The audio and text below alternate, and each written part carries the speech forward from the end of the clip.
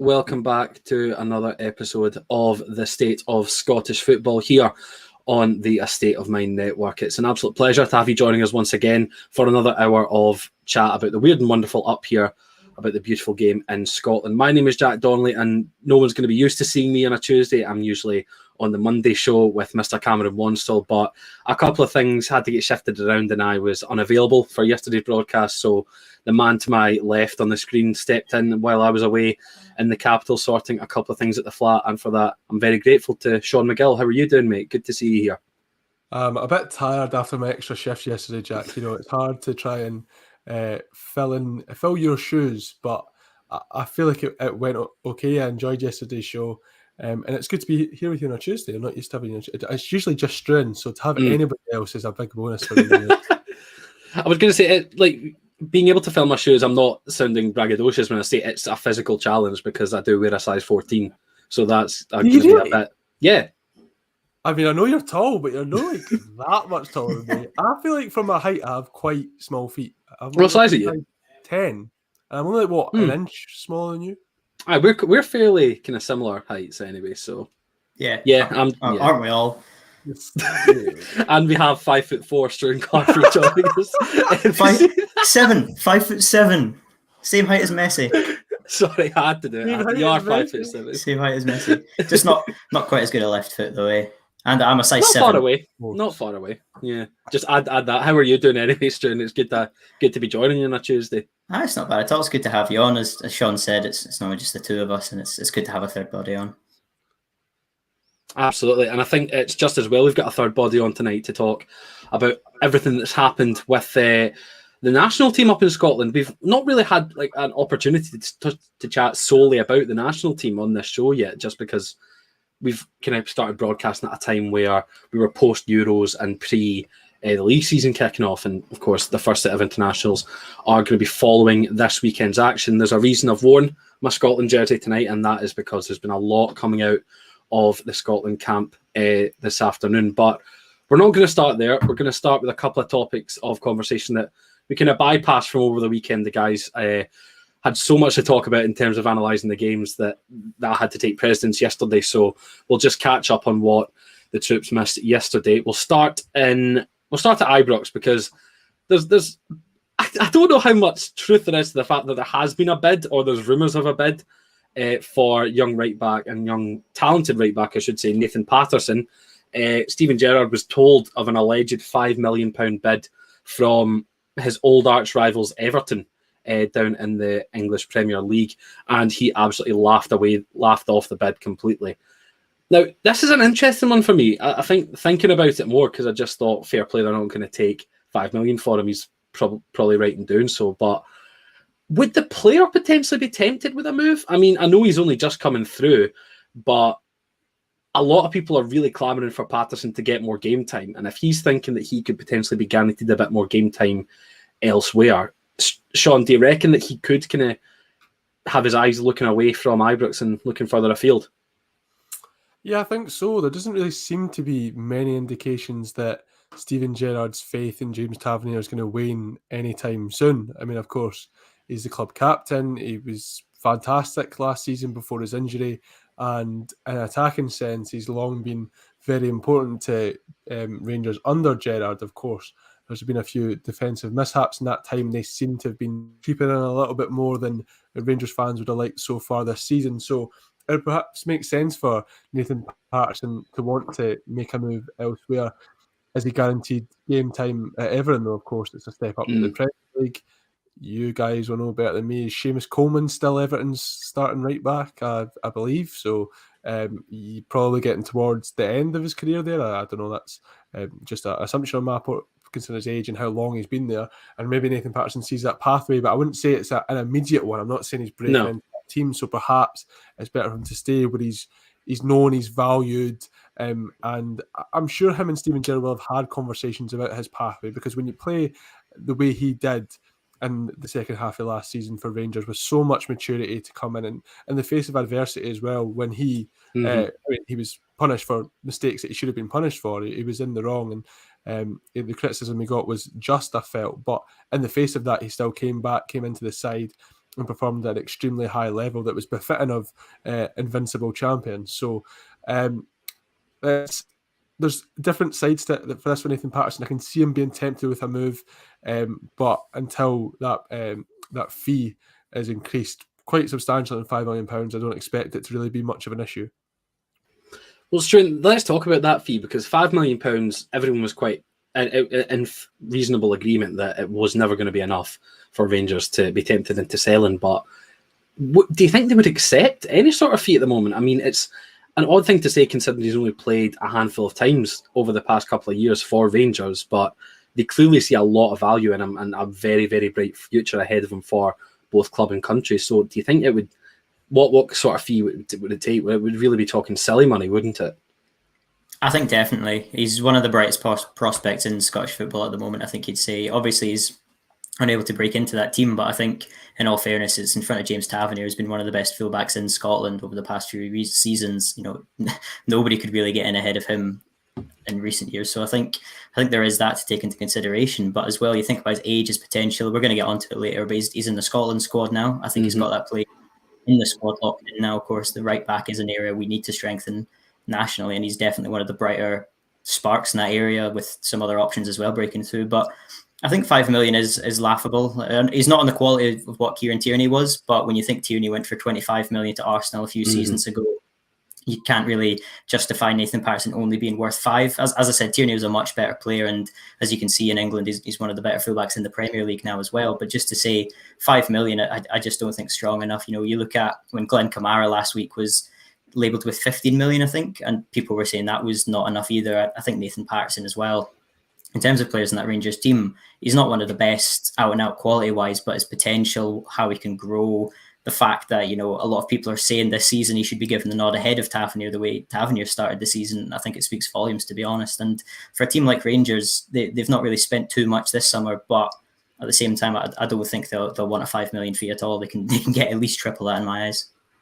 No, I think absolutely. I think that it's something we've seen quite a lot of this summer window, is Scottish clubs kind of digging their heels in, even clubs out with the old firm teams, especially as they would kind of be the two that would tend to command bigger fees, kind of reaching into double figures for millions. So yeah, no, I can definitely see them really holding out for potentially triple or even more than that for Patterson.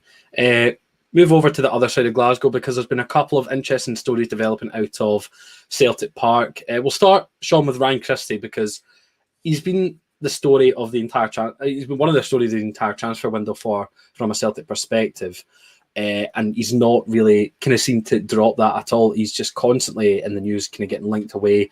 Now, the latest is that Southampton have kind of denied their Stonewall interest, but the latest club to have really kind of picked up their links have been Burnley. So two Premier League sides coming in. I think, would you see him as a Premier League quality player? I think he would probably settle in quite well at maybe a lower middle half of the bottom half of the table. I don't know. It's a tough one. I just made a face there when you said Burnley, because it's like, please, if he's going to leave, I'm not surprised. He'll play right back for Burnley or something.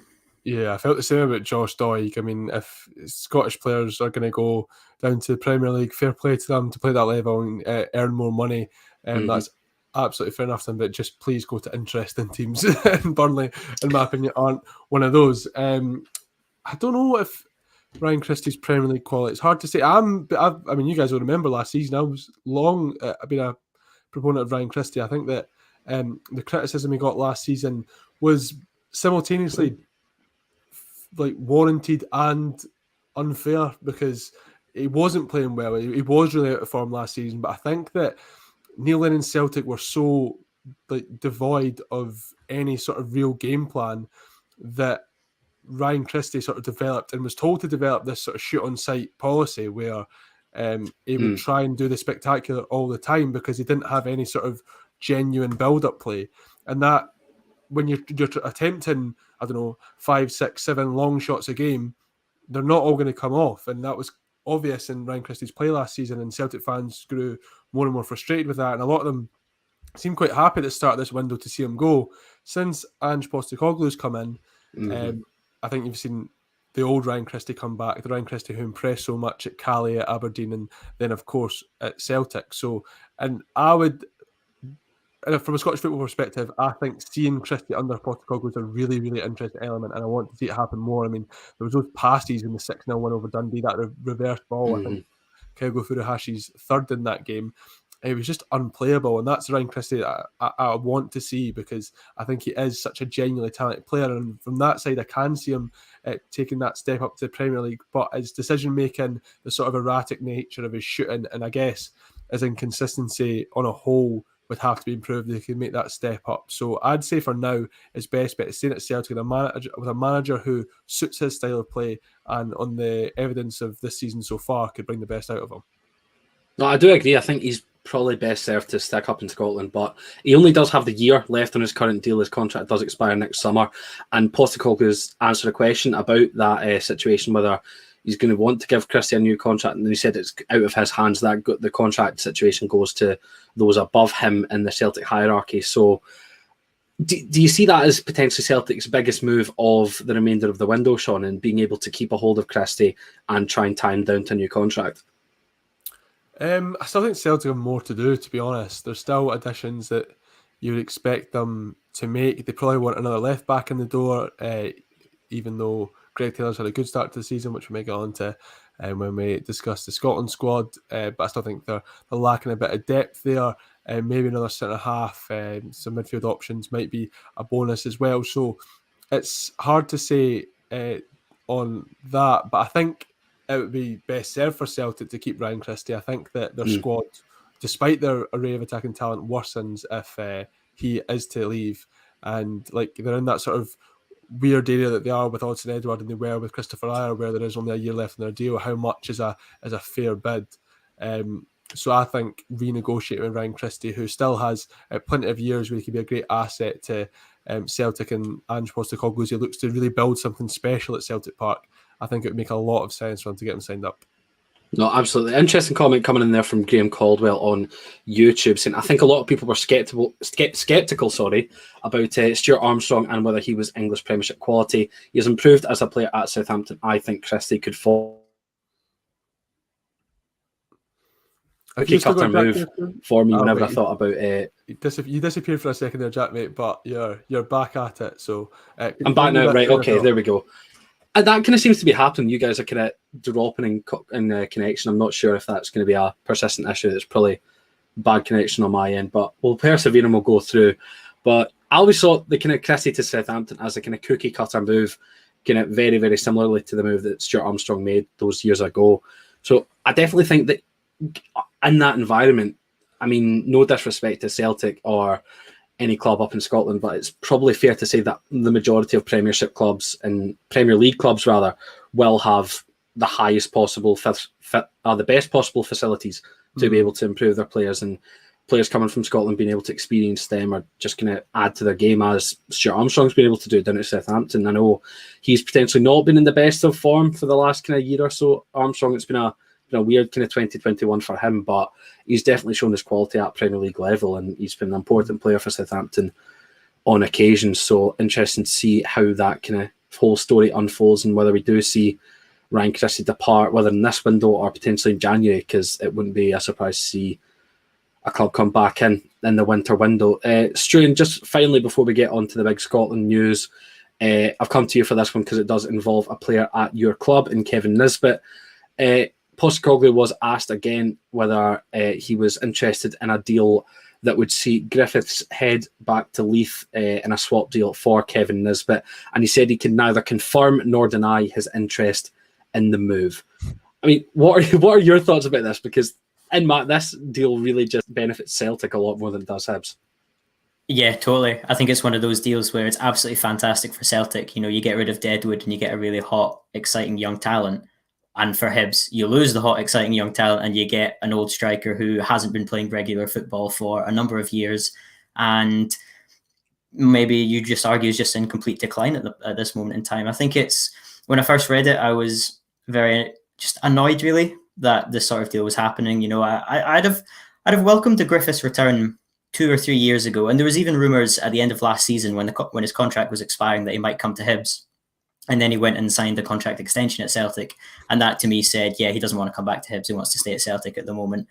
But then this rumour's come back up again. Hibs were turning down 3 million bids for Kevin Nisbet last season. And if all of a sudden they turn them down only to take Griffiths on a swap deal, I'm not sure what kind of cash would come. If it was Griffiths and 10 million, then maybe we could talk about it that way. Maybe it would be a little bit better. But you look at the striker situation that Hibs are under at the moment, there's a lot of pressure there. I just don't see Lee Griffiths coming in and fixing that at all, to be honest. I know he's a Hibs fan and there's leadership qualities, but he's lost his place in the national team now. I don't doubt his ability to finish. He's on his day, he's one of the best strikers in Scotland. But I mean, he's now behind Albion Ayeti in the pecking order at Celtic, and I don't think many people even rate Ayeti that highly. So it's definitely a bad move for Hibs. But if Celtic get that from a Celtic point of view, it's incredible to get somebody like Nisbet. I think that would really help shifting Edouard on. Not that Nisbet is on the quality level that Edouard is. Edouard is arguably the best player in the Premiership, but to have a young Scottish striker like Nisbet, who's in the national team as well, we'll get onto that later, to have him coming in, it almost would make getting rid of Edouard less of a burden, really, and I think would be a massive positive going forwards for Celtic to have one of the best young strikers in the league, especially when you think like Lawrence Shankland a few years ago was tipped to go to one of the Old Firm clubs, didn't quite work out for that sense, so maybe they think, Nisbet is the real deal, he's the one to go for. So I can't see this one happening. I think there's so much going on at Hibs right now. Obviously, the Martin Boyle situation, recently signed a contract. James Scott has come in from Hull. The team really need a new centre-half. It was worrying signs at the weekend again. And then to just go and sell Nisbet right before the end of the transfer window, I think would just be disastrous from a Hibs point of view, really. I've lost your audio, Jack. I don't know if it's because I'm muted, Sean. There we go. It did come up as I was speaking there. I've learned actually when you mute yourself, you do lose your audio. That's the way it normally works for me. So yeah, that's no problem. No, I'll take that on board. This is just because I'm not usually on a Tuesday, Sean. It's unfamiliar territory for me. I know I've just lost your picture as well, which is honestly fantastic. Situation. Kenny Whitson saying, "Why would Nisbet?" You're back. There we go. Stop wasting time. Was that just me or was that? Right, couple of comments coming in. Kenny Whitson saying, why would Nisbet go to sit on the bench? I could definitely see this one as being the move that could potentially trigger odds on Edouard going elsewhere. I do completely agree, Kenny. I can't imagine Nisbet would want to sit on a bench at this stage in his career, but I think if Celtic are serious in pursuing this move, that could potentially be leading Edouard out the door, as has been tipped for the last 4 transfer windows. It feels like that anyway. Fellow A State of Mind, A State of Scottish Football contributor, David Reed123 in the comments on Twitter saying, Hibs don't need Griffiths, in my opinion. Brings goals, but they can build something without Griffiths. I'd imagine that's the Athletes in complete agreement with that one there, David. I think you're hitting the nail right on the head. And he said better to focus on the defensive side of things. Someone who can score goals if Nisbet goes, though. With Doig, absolutely. They need they need to send another striker if Nisbet goes and a centre back. Well, they can't just go with Martin Boyle penalties. People wanted a striker before Doig even got injured and James Scott came in. So I don't think you can rely on McGuinness to keep coming up with the goals. It's a disaster, and you've got to imagine that Lee Griffiths might not even start for Hibs. To be perfectly honest, even if Nisbet does go, you'd argue that Scott might get ahead of him, and a fully fit Christian Doig may also. At the current state of Griffiths' career, he could easily work his way back in. But at this point in time, I don't think he'd even start for Hibs at the moment. No, absolutely. I'd agree with that. I can't see him starting for Hibs, but interesting to see what happens and see if there is any more developments with that one. And if there are, you can be sure that we are going to cover it here on the State of Scottish Football. We're going to move on because it's a State of Scottish Football, and that we fly the flag for every facet of Scottish football, be it the SPFL setup, Highland and Lowland League, the women's competitions through the SWPL 1 or 2 and the Cups, and of course the national teams. And it's the first opportunity that we've really had to go in depth on the national team on this show, and we can do so today because there have been 2 massive bits of news coming out of the Scotland camp. The first bit of news that came out we'll get on to after the second bit, which was the fact that Steve Clarke has signed on to lead Scotland until 2024. He's going to see us through our entire Euro 2024 qualifying campaign. I just want to know initial thoughts on this. I mean, you guys were kind of the first to react when I sent it to our group chat on Twitter. Just sent the tweet straight there. Sean, what was your initial reaction? Because I know you've got a lot of love for Mr. Steve Clarke.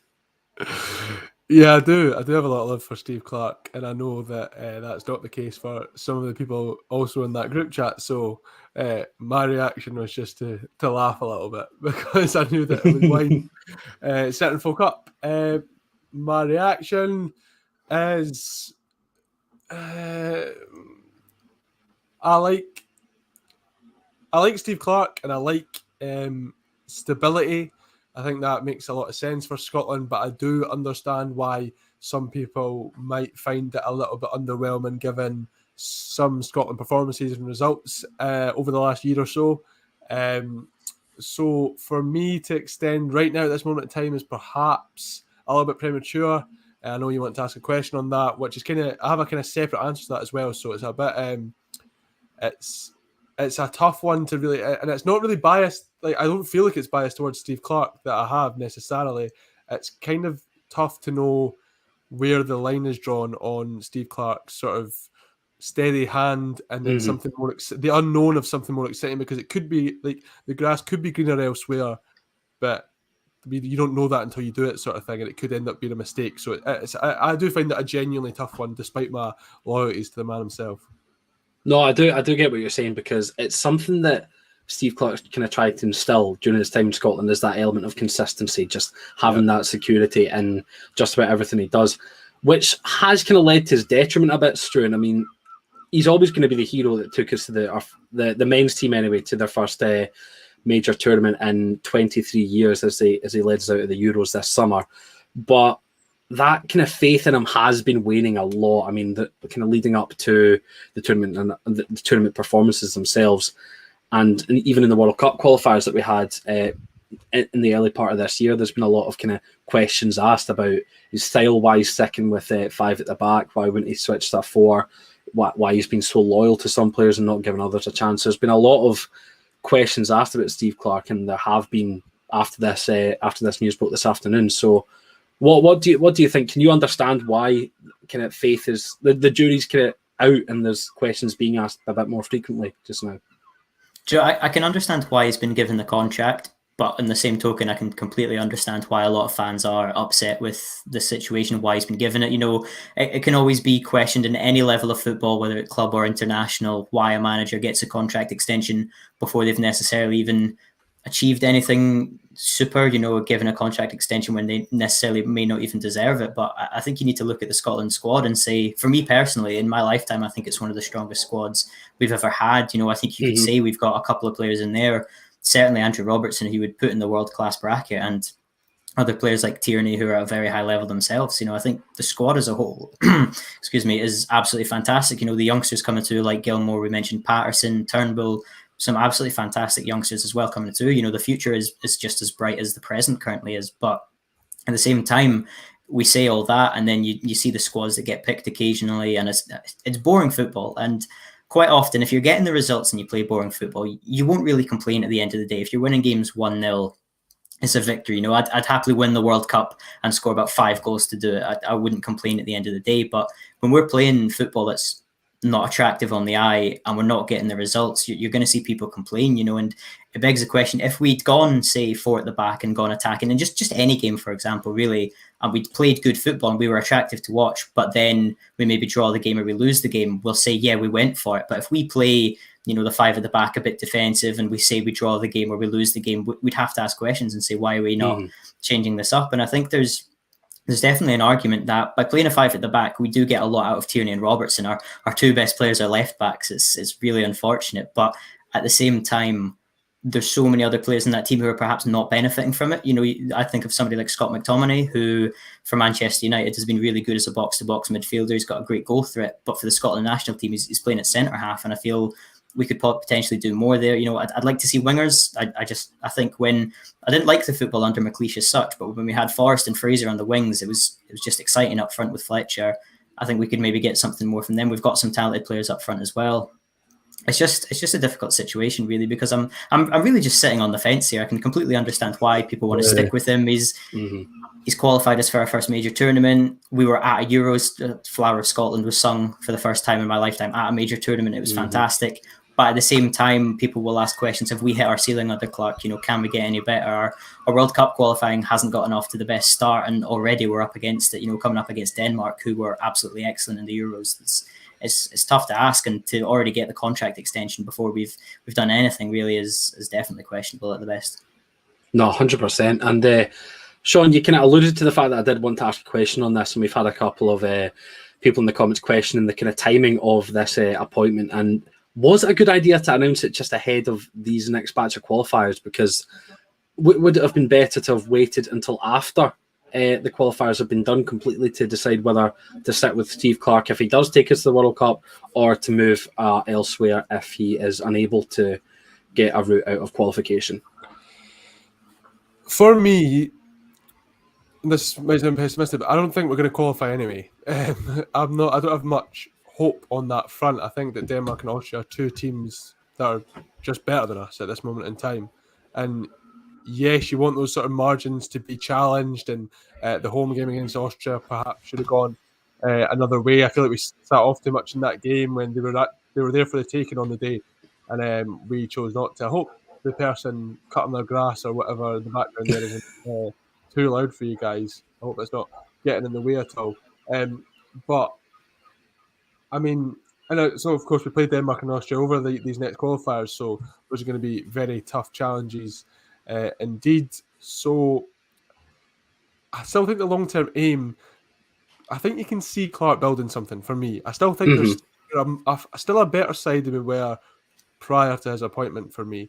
And I think that there was elements of those performances at Euro 2020 that were really, really good. And I feel like a little bit more time with that squad could bring the desired results. So for me, I think the time of the appointment is fine. Appointment extension is fine. I don't think World Cup qualifying is necessarily the best. I don't think he has to qualify for the World Cup. Obviously, I would love him to. That should definitely be our aim. But for me, qualifying for Euro 2024 is more important, and he's probably the right person for me at this moment in time to carry on that progression. No, I can definitely see it. I mean, there was just that sense of stability, and he did kind of guide us through a fair couple of challenges in actually qualifying for Euro 2020 in the first place. And that is still an outside chance that we could potentially get something out of this qualification group. I do agree that the next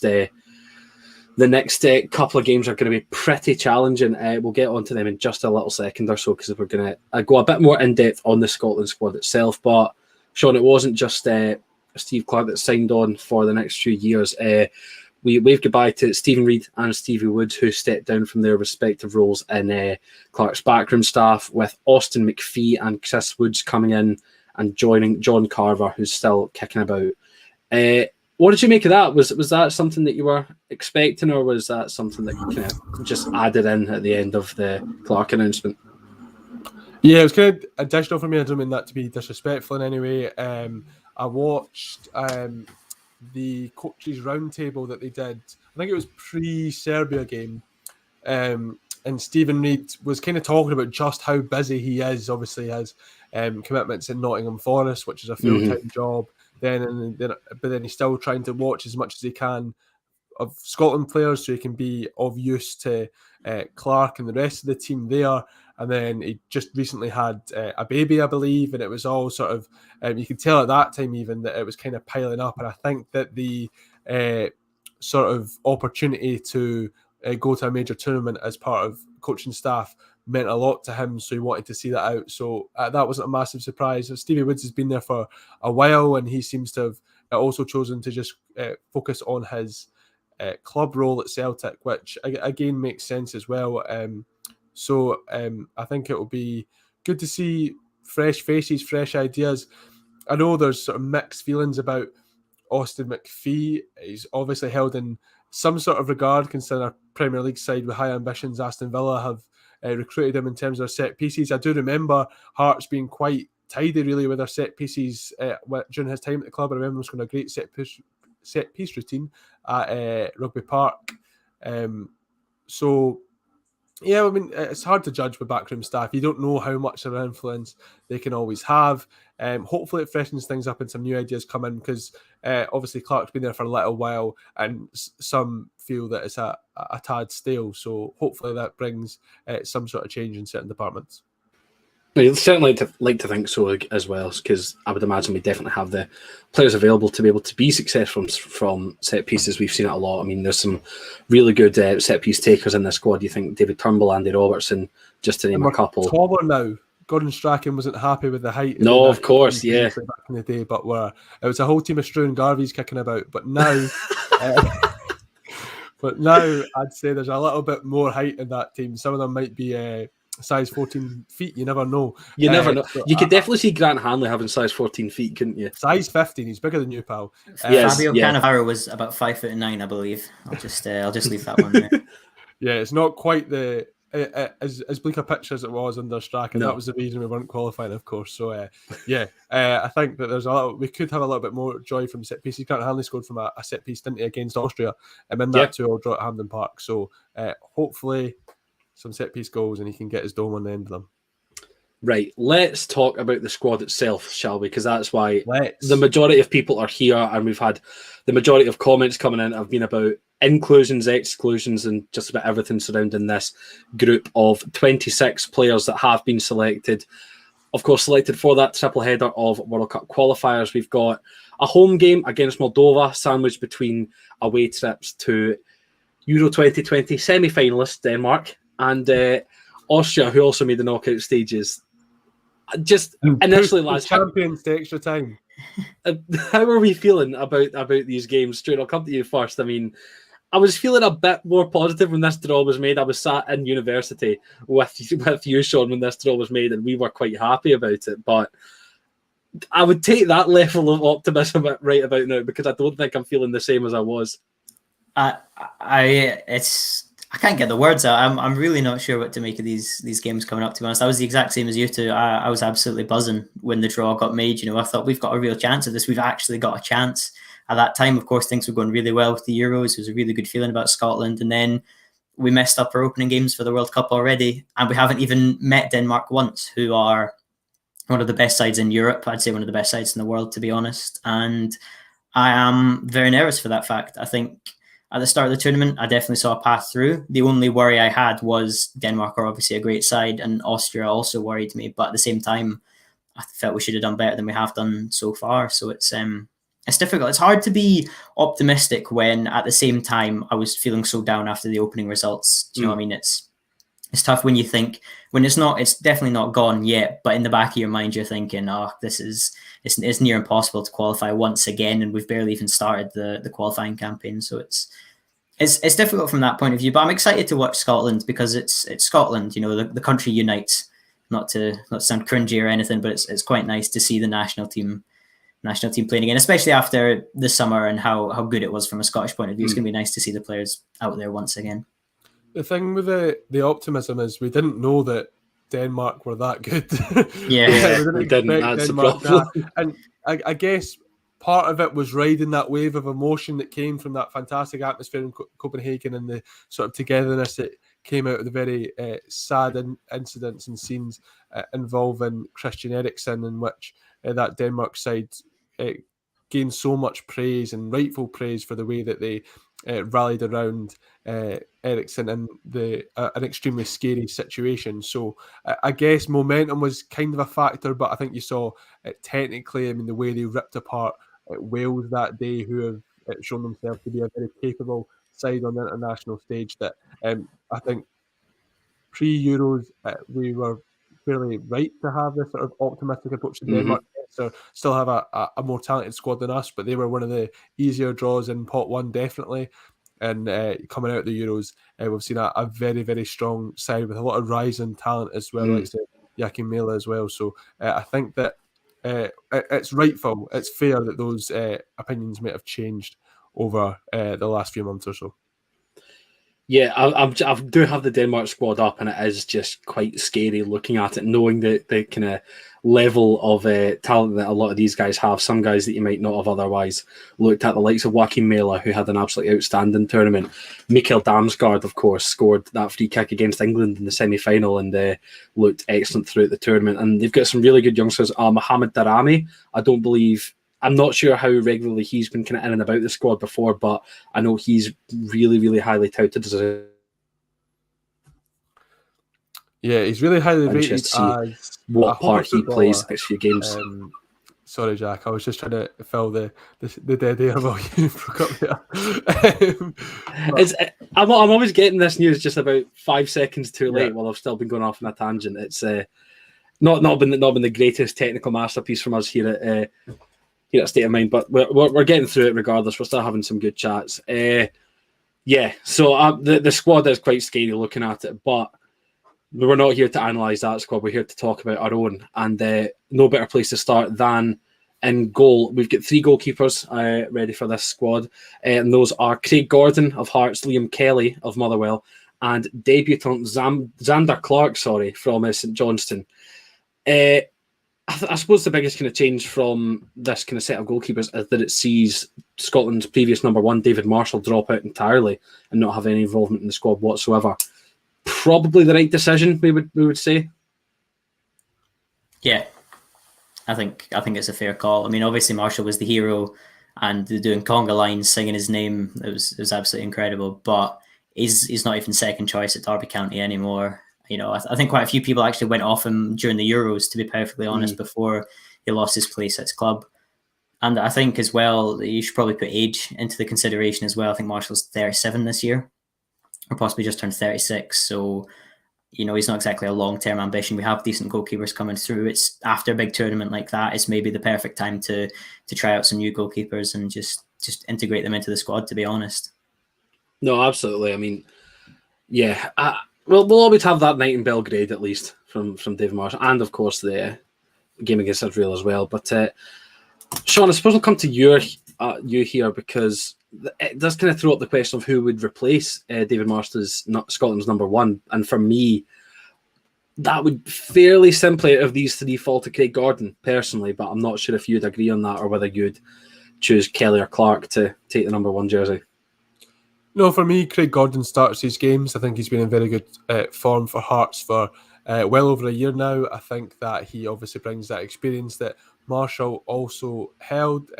Perhaps John McLaughlin would have been an option. It sounds like he has a knock. He wasn't in the Rangers squad in their 4-2 victory over Ross County and Dingwall on Sunday, so I think he would have been in that squad.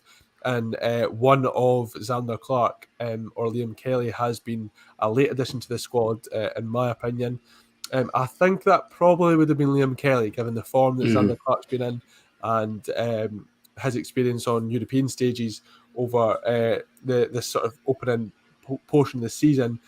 Even though, in my opinion, as you guys know, Liam Kelly's a better goalkeeper than Xander Clark. I think Xander Clark gets a slightly bit overrated for making some good saves, but I still think his decision-making, coming off the line, catching, all that sort of stuff, isn't at the same level as Liam Kelly. That's just my opinion on that one, but because neither have played for Scotland before, I think that it makes a lot of sense in these big games, particularly against Denmark and Austria. Maybe one of the younger guys gets a chance in the home game against Moldova, but Craig Gordon's got to be our main focus heading into this one.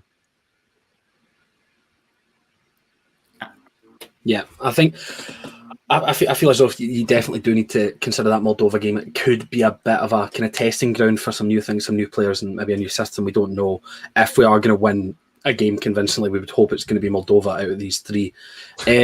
Mr. Sean touched on it. We've had I've tempted fate by saying that, I know, but Sean was saying about Xander Clark there. He's kind of been earmarked for a call up over the last kind of few months, ever since he is assisting heroics in the match against Rangers. Thank you. St Mirren past the champions at that point in the tournament. No, he didn't score. It was Chris Kane's goal, but even away from that, he probably has deserved this call-up. Yeah, I think definitely. I think there are several St Johnstone players who you said could have deserved the call-up, to be honest. And I think Xander Clark's had a really good start to the season. He's made some big saves, even in the Europa League that we saw as well. So I think it's totally deserved. I have absolutely no qualms with this one at all. You know, you think as well, we've got 3 slots to fill for goalkeepers, and at the Euros, John McLaughlin was our youngest one at 33. So it's no problem at all for me to have a few new younger goalkeepers coming in. And I feel as well it's possibly the perfect time. Sean makes a really good point that Xander Clark hasn't always been the best, and a lot of people don't rate him as highly as others do. But if there ever was a time for him to make it into the squad, it possibly is now, when his confidence is probably at the highest it's ever been in his career, to be honest. And I feel getting the call up is only going to help him further his career, to be honest. No, 100%. I would agree with that. Unless either of you have anything massive to say about the goalkeeping situation, we can move on to our defenders. And there's a fair few of them to get through. We have Andy Robertson, Kieran Tierney, Greg Taylor, Stephen O'Donnell, Scott McKenna, Liam Cooper, Jack Hendry, Grant Hanley, Declan Gallagher, and Nathan Patterson. Now, we'll start at right back, because this seems to have been the most contentious position in the entire squad. We've literally just had a comment in from Lanky67. I don't get why he's picked Patterson over Ralston. Patterson hardly plays for the club. It baffles me, but it's good to see Xander get his chance. He's a good keeper. Throwing that bit into the conversation about Clark there. There's been a fair few comments about Nathan Patterson and his involvement in this squad. And I mean, first and foremost, a month ago, no one had a clue that we were going to be sitting here talking about whether Anthony Ralston deserves a place in this squad or not. But he's been in great form at the start of the season, and I can definitely see why people are clamouring for him to be included. Yeah, it's still a small sample size, isn't it? I mean, people are saying, I know, in the comments, what's Nathan Patterson done to prove himself? He's played more good games for Rangers over the last year than Tony Ralston has played for Celtic. That's just the way it is. And I think that Nathan Patterson is the best right-back option Scotland currently have. I think he's that talented. So it makes a lot of sense for me. For me, I would have had Tony Ralston in this squad. I wouldn't have had Stephen O'Donnell. I think he's the one who would have dropped out. I see Nathan Patterson is the future of Scotland at right-back. He will hold that jersey for a very, very long time. And for me, I don't see Tony Ralston being a long-term option in that spot. I see Calvin Ramsey at Aberdeen being the backup for a while. Perhaps he hits sort of great heights as well. We're still to see more of him. But the fact that we opened the show by talking about clubs like Everton and Liverpool being interested in Nathan Patterson, that's because he is that good. And it's no surprise to me that he's still in that Scotland squad. I'd have him starting the games. That's my honest opinion on it. I would have had Tony Ralston in the squad, like I said, in place of Stephen O'Donnell. But obviously, Clark has a lot of faith in O'Donnell. The way he performed at Wembley was absolutely outstanding. And we know that we're going to have 2 games against Denmark and Austria where that might be more similar to that England game in away in a hostile environment. All those sorts of things, and perhaps Stephen O'Donnell's experience he feels will be key. I don't know what the calves are like of those opposition players that Stephen O'Donnell can tell them how nice they are, but hopefully that's something that can give Scotland an edge. But for me, yeah, Patterson's our best right back. He has to be in the squad. I think I would completely agree with you. I think based on talent alone, you would have to have Patterson in there. But Struan, I mean, do you think Steve Clark's kind of loyalty to O'Donnell, because we have seen some really nice performances from Stephen O'Donnell in a Scotland shirt. We've also seen a couple of pretty shocking performances. But do you think that's potentially why Tony Ralston's not in this squad? It's not a case of Patterson or Ralston. It could just be Clark's putting faith in O'Donnell. I just pick up. I think you kind of know where he was going with that. Yeah, just go for it. I think Clark. What we know is he's very loyal to players. I mean, it took us seven? No, it wasn't 7 squads, but a few squads just to have Billy Gilmore in the team. The same with David Turnbull. You know, we've been praying for so many young players to get into the team, and it does take a while. I mean, a year ago for right back, we were debating between Liam Palmer and Stephen O'Donnell. And now we've got Calvin Ramsey coming through, Nathan Patterson, who for me should be the first choice right back. I think he's definitely want to go for in the future, and Tony Ralston, who many people had forgotten he was even at Celtic, to be perfectly honest, and now he's started the season excellently as well. It's great to have 3 good options as well as Stephen O'Donnell, and Sean all Rooney. Of those options. Sean Rooney, another one. Yep. Yeah. He's kind of just forgotten about in this question. Nobody ever really brings up Rooney, but I think he's definitely. And of course, he's not played that much, but yeah. Right wing back, he's possibly the best suited to the wing back role out of any of them. To be honest, he plays there for his club. None of the other ones do. Ramsey recently for Aberdeen, but regularly at Safor. So it's really nice to have these options. But I can understand why Clark wants to stay with that experience. You know, every good team has experienced players, even if they don't play, just to have that sort of presence in the dressing room. I think Stephen O'Donnell's height is quite a big factor as well. You know, he's good from set pieces. We're speaking about maybe Austin Mcphee is the reason he's still in the team, because he's going to win us a header both offensively and defensively. for me, I feel if he doesn't perform in this section of games, if he doesn't play, if Nathan Patterson gets a nod ahead of him, I think this should be his last Scotland squad. I would much rather have Rooney, Ramsey, or Ralston, the 3 R's at right back, to be honest, over him. I think that's just what we need, to be honest. We don't want to get stuck in the past, as good as Stephen O'Donnell has been. And I think when you look at the team, he's always that player who gets picked on for not being high a caliber as the rest of them. You talk about, we've got a Liverpool player at left back, we've got Celtic and Rangers players up the pitch, we've got a Chelsea midfielder, a Man United midfielder, and then the Motherwell right back. And very often people will criticise him for that, for not being as good a club as the rest of them. But he has been consistent in a Scotland top at times. I just feel now is the time to move on. I'm more than happy for him to prove me wrong and get assists. I think one final thing just to say is I always feel a bit of sympathy for our right back, because we have 2 of the best left backs in world football down the left hand side. So we're just going to see him imbalanced no matter who we have at right back, really. So it's a tough situation from that point of view. Nathan Patterson gets that level, though, and I think Nathan Patterson he can. He could. What he should. I think what Nathan Patterson doesn't have, which the other 4 right backs who we've mentioned, is he's not a first team player yet. Even though he's at a big club like Rangers, he's still not playing regularly. And you'd put the argument forward, where would you rather have a player who's playing every single game for Aberdeen, or someone who's on the bench for Rangers? And from that point of view, I think you'd have to go for that. I mean, another thing with Ralston, Juranovic coming into Celtic as well, it's unsure whether he's going to keep his spot. And if that is the case, I don't think he'll be in the Scotland team. No.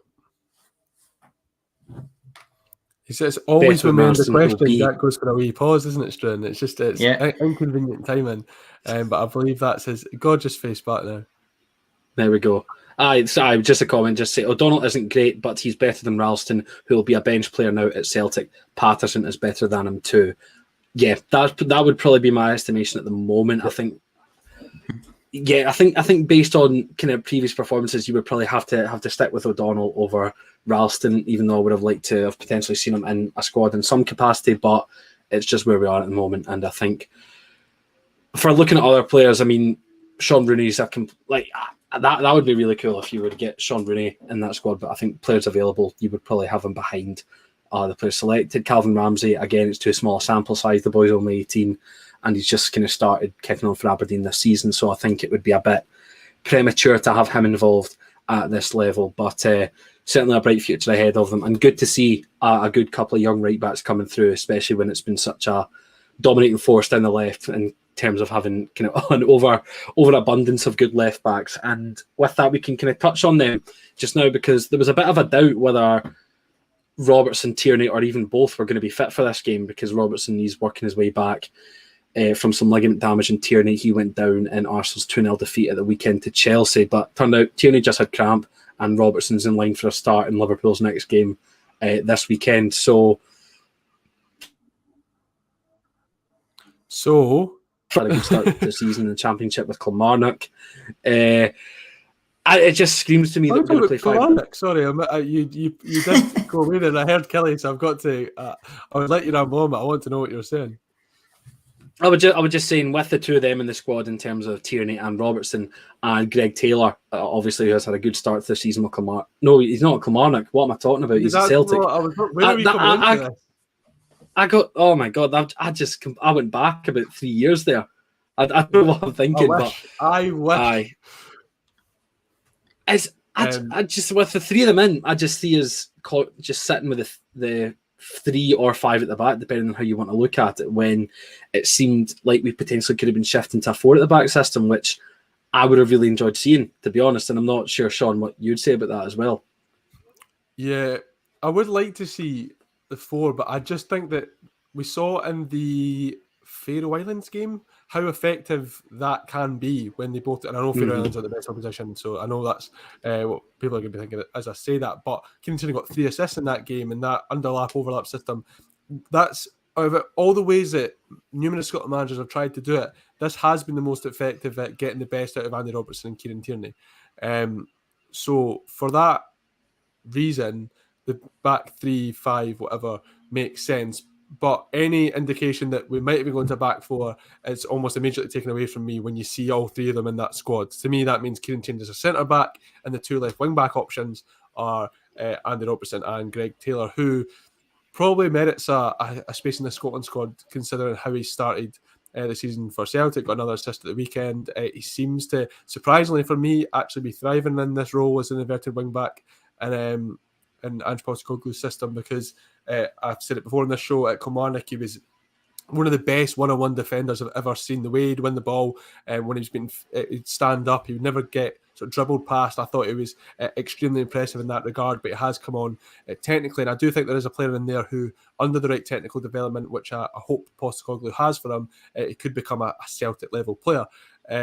But yeah, I think the inclusion of those three, when you see those three all on the same squad sheet, it's very obvious that we're going to be sticking with the back five. And in games away to Denmark and Austria, maybe that's the right choice. It's just those two games you would probably relent and kind of give credit to the back five and happily have that system in place. But it's just the game against Moldova that you'd be hoping something could potentially change and you could experiment a little bit more, as I said earlier. We'll move over to the more central players. The three centre backs are going to be playing, and we've got a whole host to talk about.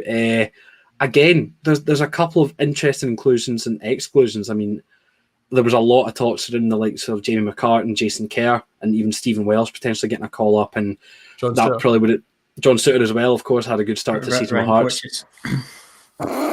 Anyway, and you're still seeing the likes of Liam Cooper, not Jack Hendry, he's been all right, and Scott McKenna coming back into this squad. When Sean hates the argument that Liam Cooper should be playing because he's a Premier League captain. He's been a Premier League captain that's gotten off to a pretty horrible start to the season, and he's looked unconvincing in a Scotland shirt a lot of the time. So would you have happily unconvincing in a Leeds United strip as well?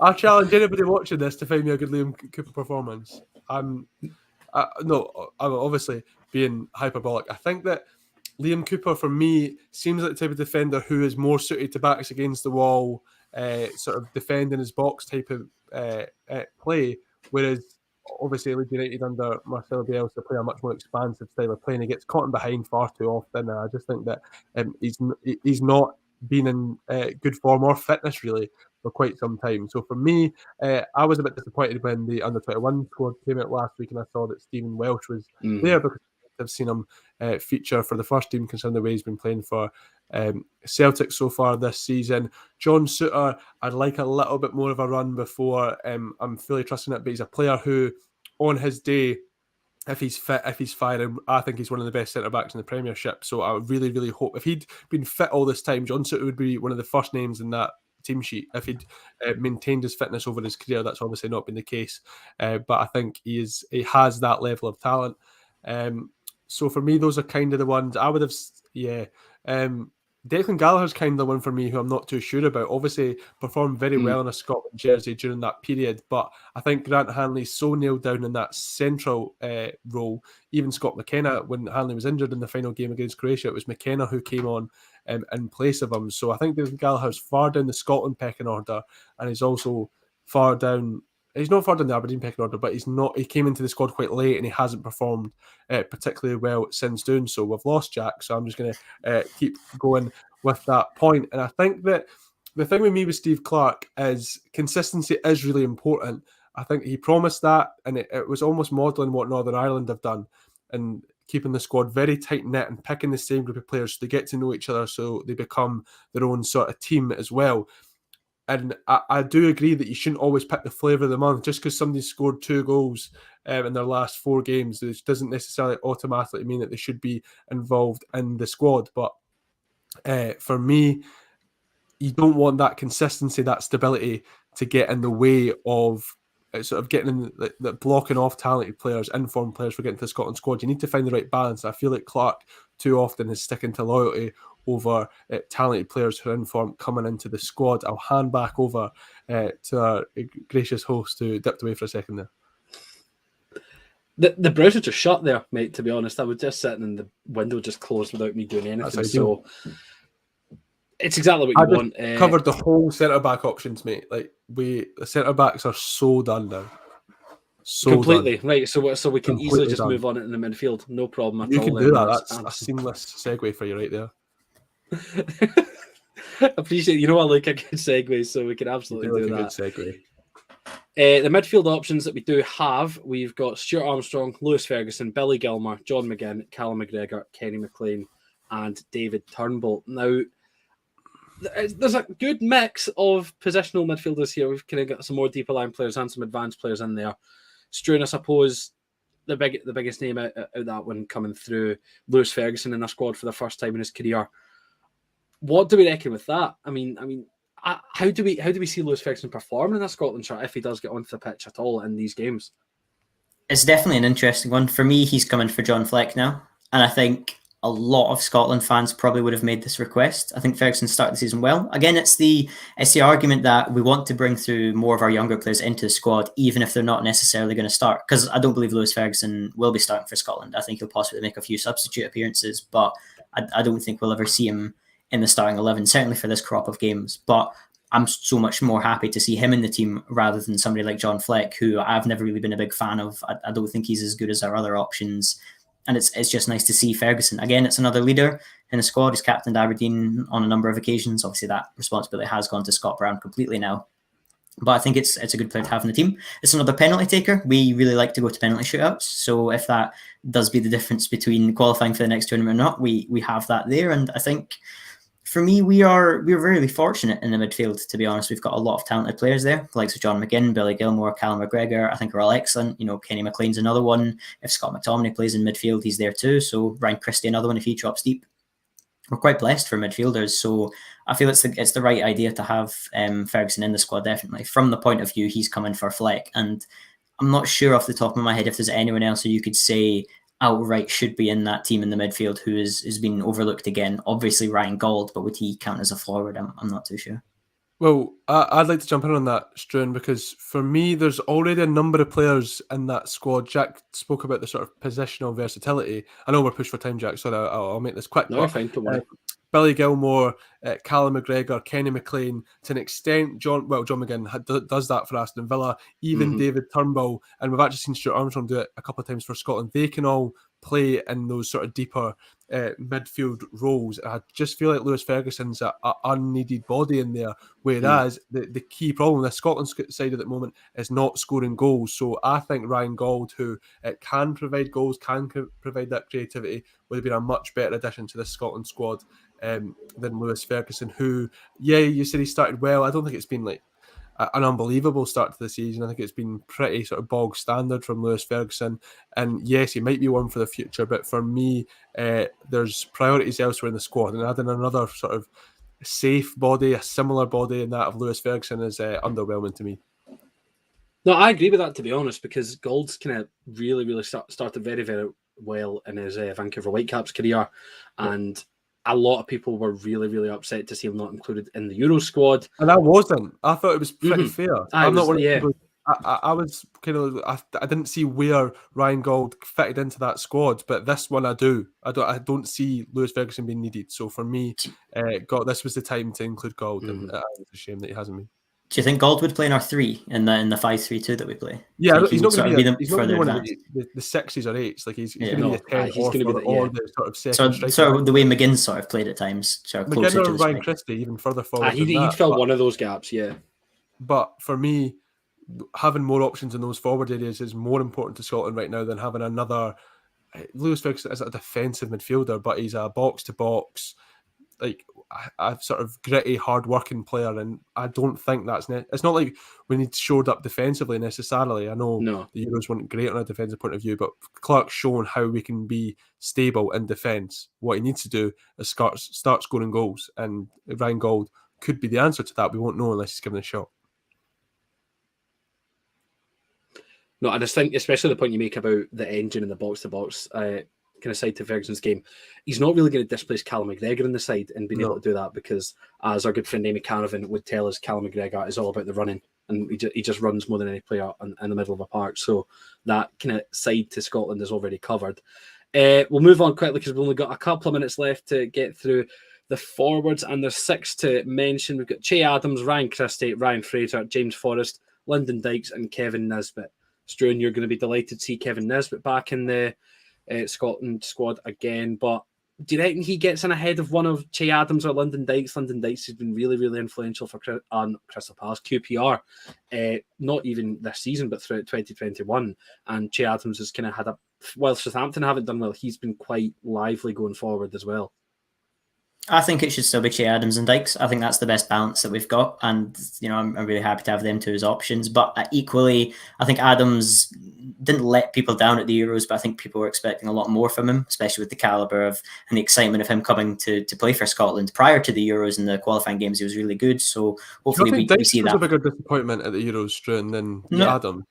Yeah, I think I totally agree with that. But I feel the way we play, we're always going to have Dykes. I'd love to see Nisbet and Adams. I just feel the way we play with the long balls, I just feel Dykes is always going to be one of the options up front. But I totally agree. I thought Dykes was absolutely terrible in the Euros, all things considered, to be perfectly honest. But I can't see him being dropped just the way we play unless we get another Stephen Fletcher comes back, so to speak. But stop playing like that would be or stop playing like that. Yeah, go to a 4. That would work it. Absolutely. Well, I don't think you have to. I don't think a back three means you've got to play long balls. I think you can play the back three and also have two nippy forwards in there. For me personally, I'd like to see Shea Adams and Ryan Christie. Ryan Christie's performed very well in the Scotland strip a lot of time. He obviously scored that goal in Belgrade, and I think Shea Adams is obviously the best quality forward we have.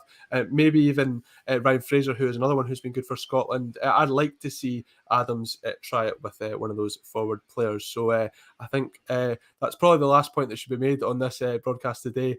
But that's the final word. Christie and Adams, there we go. Yeah, I think that's where we're going to have to leave it here. Skina Celica is just ready to go with the guys, so we are going to scoot off so they can come in nice and fresh. And I'd imagine a few folk in the comments are waiting for that one. So thank you very much for joining us for another episode of the State of Scottish Football here on A State of Mind. Make sure to subscribe to the YouTube channel to enter yourself into our regular prize draws. Make sure to follow us over on the socials at A State of Mind. We're going to be back same time, same place tomorrow, Thursday and Friday, and for every weeknight throughout the season for more of the biggest chat surrounding the beautiful game up here in Scotland. So thanks for joining us, and we'll see you soon.